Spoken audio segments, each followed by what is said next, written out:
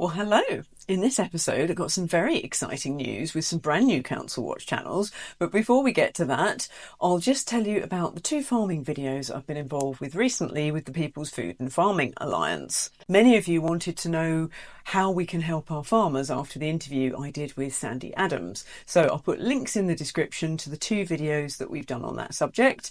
But of course, getting involved in the farming videos, I'm not even going to look how many meetings I'm behind with all the council videos as a result of doing the farming videos. But hopefully they don't need me anymore now the ball is rolling and I can get back to doing council videos. But in the meantime, I'm very pleased to announce that Eastbourne have their own council watch. The lovely Serena, who lives up to her name. Here's a sample of what she's been doing over at Eastbourne.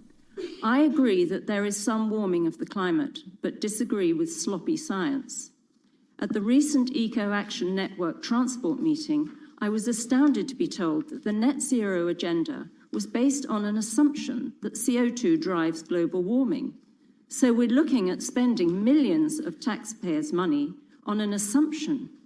Any decent scientist will tell you that assumptions are simply not good enough. But then why are they not speaking out? In fact, they are.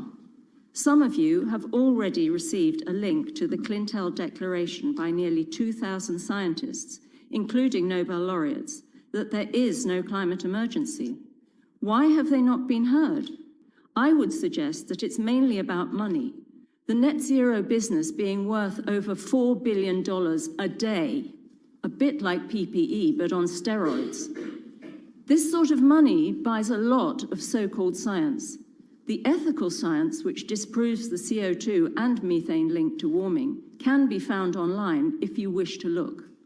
I wonder how many of you did before voting to declare a climate emergency in 2019.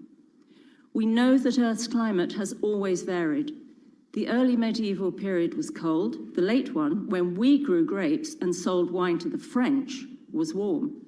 The Little Ice Age, when an elephant could walk on the Thames, ended only in 1850, so it's no surprise that we are now experiencing a period of warming. Also, Thetford, as many of you know, with LSB Film Productions, Chris and the crew have been holding their council to such account that they've walked out on them 2 times now, I think. The whole council's just up and left. Anyway, they have now set up Thetford Council Watch on a playlist within Chris's channel, so I will link to that. To do is call ourselves the Thetford Council Watch, because that's what we're doing. We're scrutinising the council. We're looking at what they do on behalf of people at Thetford. Colchester have got their council watch. So I think all the groups like us who are doing things like this, if we actually come under the same sort of banner and the same title, and then we can share ideas. Now, if editing videos doesn't appeal, then take a leaf out of North Yorkshire Council Watch. They have created a website with articles, so just as good as doing video. And also, coming very soon, I hope, hint, hint, Martin, is Richmond Council Watch. Now, Martin sent me a few clips of what he's been doing, and it's fabulous. You know how I've done like award ceremonies for them thanking each other? Well, he did an actual award ceremony in the council meeting to the councillors on congratulating them on how incompetent each one of them has been on certain things. It's absolutely brilliant. I really hope he gets this channel launched soon. I have been nagging him about it, but he seems to be a bit of a perfectionist with the videos. But come on, these videos need to be out, Martin. I shall give you until Monday, and then I shall set Abby Roberts onto you. Which, incidentally, is a friend of his, which is how I ended up on the Abby Roberts show, because he recommended me to her. And I did actually get to meet Martin face to face. He was there at Clive de Carle's event at the Leicester Theatre that was on Sunday. Now, many of you have asked me how I got on. For me, I hit my 2 goals.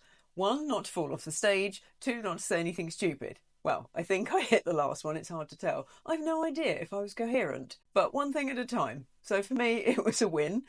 Apparently they are going to send me the footage, so it may well end up on the channel at some point. Now, I've got another clip for you. Now, this isn't a Council Watch channel, but the clip is fantastic. You may have seen it. It's gone round Telegram upside down, so that was driving me nuts, so I've rectified that. Now, those of you that have seen Karina in action telling our local council that they have been passing planning applications for 5G masts fraudulently, well, this gentleman in Gloucester took it to a whole new level. Just watch this clip. This is the Declaration of Conformity to protect the members of the public from radiation. Free UK Limited hasn't existed since 2015. So Companies House said they cannot be issuing any safety certificates. The planning inspectorate is fully aware that everyone here is complicit in fraud. So what are we going to do about it? This is it. This is the fraud you are committing. That company does not exist. It hasn't existed since 2015. You are responsible for this. This is radiation. You're complicit in this.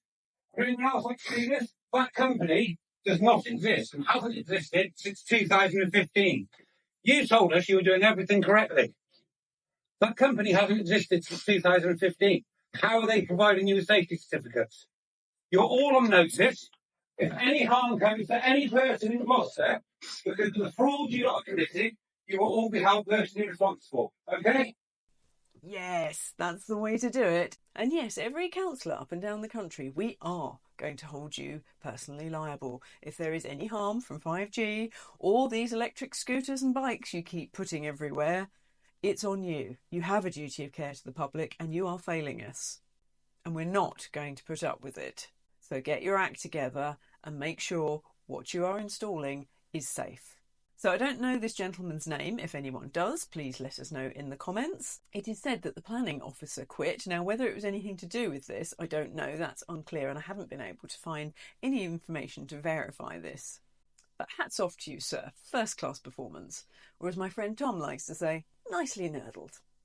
Now, for those of you that either are setting up a Council Watch channel or would just like to share our videos, one thing I forgot to put in my technical tips video was how to set up a playlist and import videos from other channels. So I'm going to tag that on now so that you can share our videos, which is very helpful for those of you that have got brand new channels with not a lot of content. You're more than welcome to share any of our videos, use our clips, our speeches, whatever you want. Let's just get all this education out there to people.